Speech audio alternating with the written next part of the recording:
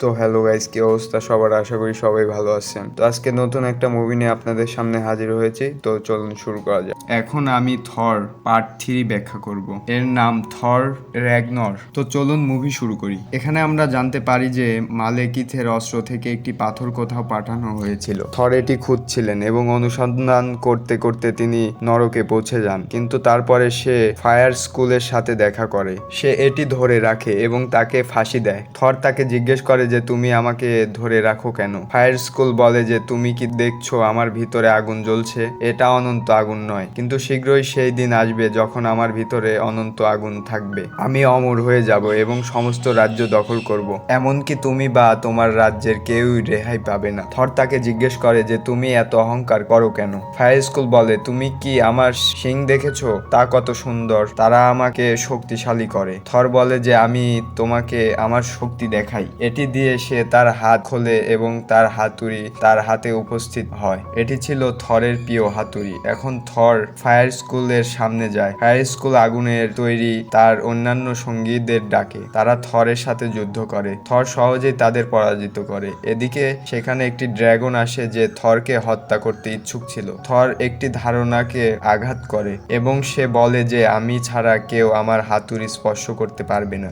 সেই ড্রাগনের মুখে তার হাতুড়ি রাখে যাতে তার ওজন সহ এটি পড়ে যায়। এটি একই ঘটে। ড্রাগন নিচে পড়ে এবং তারপর ফায়ার স্কুল তাকে চলে যায়। তার হাতুড়ি ব্যবহার করার সময় সে তাকে হত্যা করে এবং তার মাথার খুলিও টেনে নেয়। থর মাথার খুলি তুলে বলে যে পোর্টাল খুলো। এর অর্থ ব্রিফস্ট সেতুর দরজা। এটি খোলা হয়েছিল এবং থর দেখেন যে পুরনো রক্ষক নেই, তার পরিবর্তে অন্য কেউ আছে। যে ড্রাগন থরকে অনুসরণ করছিল সেও থরের পিছনে অ্যাসগার্ডের কাছে আসে। তারপর দরজা বন্ধ করে দিলেও অজগরের মুখ ভেতরে এবং লাশ বাইরে ছিল। এটা দুই ভাগে বিভক্ত।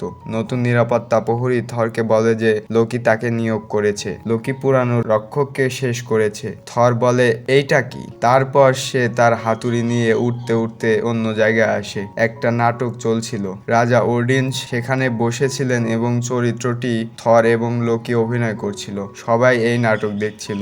লোকে দেখানো হয়েছিল যে লোকি থরের চেয়ে বেশি প্রশংসনীয় এবং তিনি সাহসী এবং সুপার। থর রেগে আসে এবং সে লক্ষ্য করে যে ওডিন রাজা ছিলেন না, তিনি ছিলেন লোকি। তিনি রাজা ওডিনের গেট আপ গ্রহণ করেছেন। থর রাজা ওডিনের কাছে যায়, তিনি লোকি ছিলেন। সে তাকে অবিলম্বে তার জেনুইন গেট আপে আসতে বলে। আমি জানি তুমি লোকি, কিন্তু লোকি তাকে মানেনি। থর বলে ঠিক আছে, তুমি এভাবে রাজি হবে না। তিনি একটি হাতুড়ি ছুঁড়ে দেন এবং এটি আবার তার হাতে আসে। সে আবার হাতুড়ি ছুঁড়ে বলে যে লোকি তুমি যদি আমার গেট আপে না ফেরো, এই সময় এই হাতুড়ি আপনার মুখে আঘাত করবে। ভয় পেয়ে লোকি তার গেট আপে আসে। তারা সবাই এটা দেখে অবাক হয়ে যায়। থর লোকির দিকে এগিয়ে যায়। সে তাকে জিজ্ঞেস করে বলো বাবা কোথায়? কেন গেট আপ পরেছিলেন? তুমি কি তাকে কোথাও লুকিয়ে রেখেছো? লোকি বলে যে থর আমি জানি না সে কোথায়, কিন্তু আমরা তাকে একসাথে খুঁজতে পারি। পরবর্তী দৃশ্যে আমরা দেখতে পাই যে তারা একটি শহরে আসে। এটি বর্তমান বিশ্ব ছিল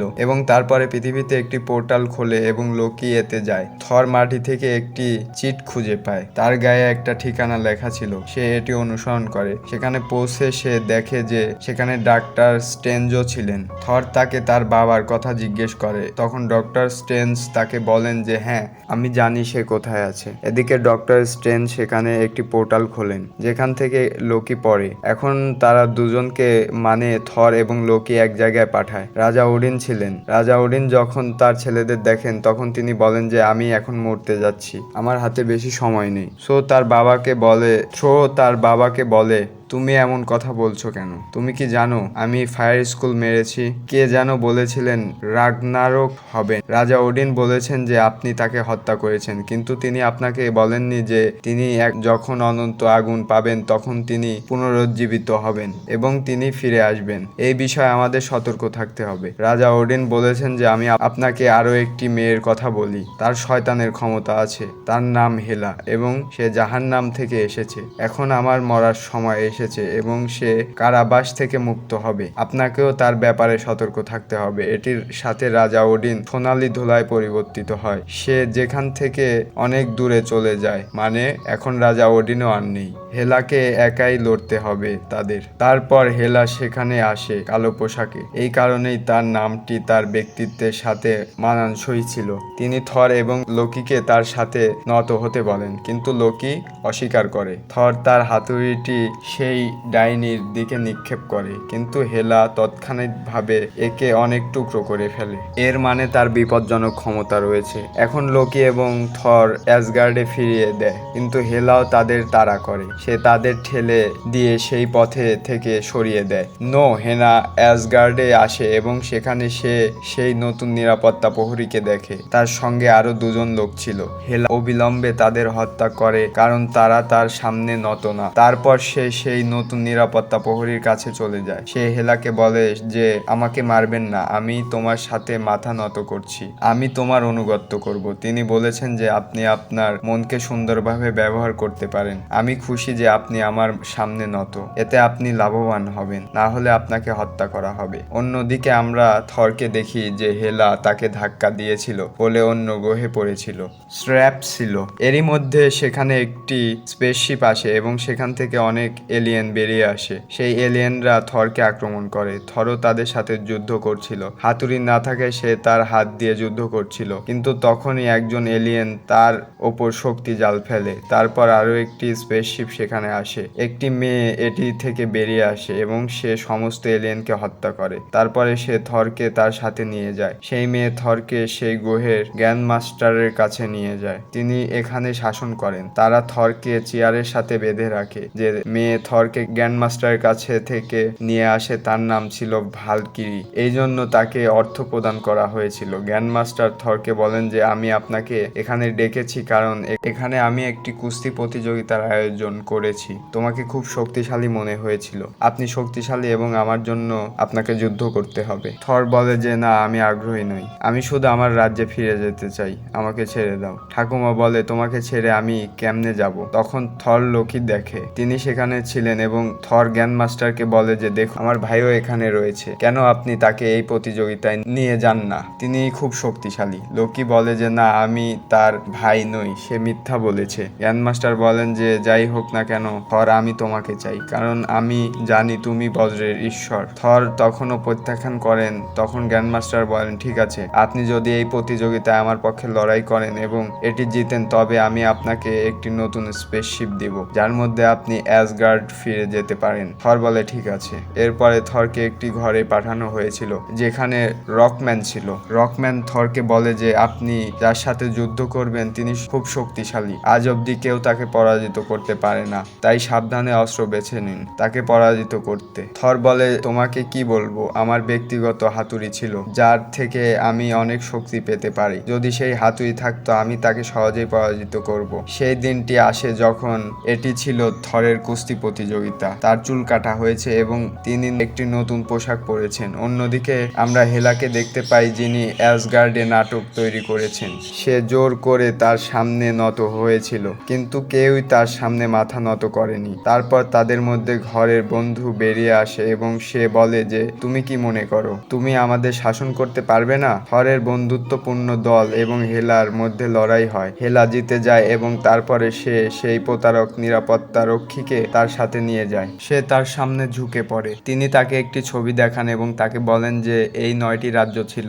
ওডিন এবং আমি এখানে একসাথে আক্রমণ করতে এসেছি। তিনি আমাকে বন্দী করেন এবং তিনি নিজেই রাজা হয়ে এই স্থান দখল করেন। সেখান থেকে তারা চেম্বারে পৌঁছায়। সেখানে ছিল অন্যান্য জিনিস ও বিভিন্ন অস্ত্র। এখানে আমরা কসমিক টিউবও দেখতে পাই, চিরন্তন আগুনও। এটা দেখে হেলা খুশি হয়ে যায় এবং সে আগুন লাগে এবং রোশনি ভাঙ্গার সময় এটি ভিতরে যায়। সে সেই জায়গায় যায় যেখানে তার সঙ্গীরা নিহত হয়েছিল। সেখানে তিনি আগুন ছড়িয়ে দেন। মৃত মানুষ সেখানে পুনরুজ্জীবিত হতে শুরু করে এবং তার পশু পোষা যারা একটি কালো নেকড়ে ছিল, এটি দেখতে দৈত্য এবং বিপজ্জনক ছিল।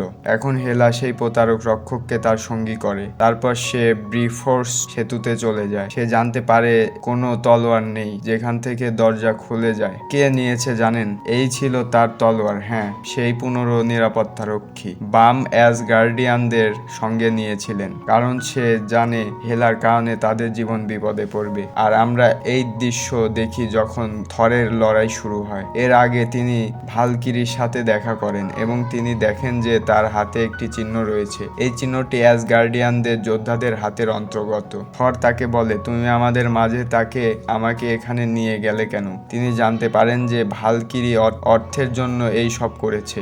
সে তার উপেক্ষা করে এবং সে সেখানে থেকে চলে যায়। সে তাকে বাঁচাতে কিছু বলে না এবং তারপরে লড়াই শুরু হয়। তিনি দেখেন যে তার বিপরীতে হাল্ক ছাড়া আর কেউ নেই। সে খুশিতে চিৎকার করে বলে, থর এবং হাল্কের ভালো বোঝাপড়া আছে এবং তারা বন্ধু ছিল, কিন্তু এখানে হাল্ক তাকে চিনতে পারে না। সময়ের সাথে সাথে সবকিছু বদলে গেছে। তখন তাদের মধ্যে প্রচন্ড লড়াই শুরু হয় এবং হাল্ক দৈত্য হওয়ায় সে থরকে ঘুষি মারছিল।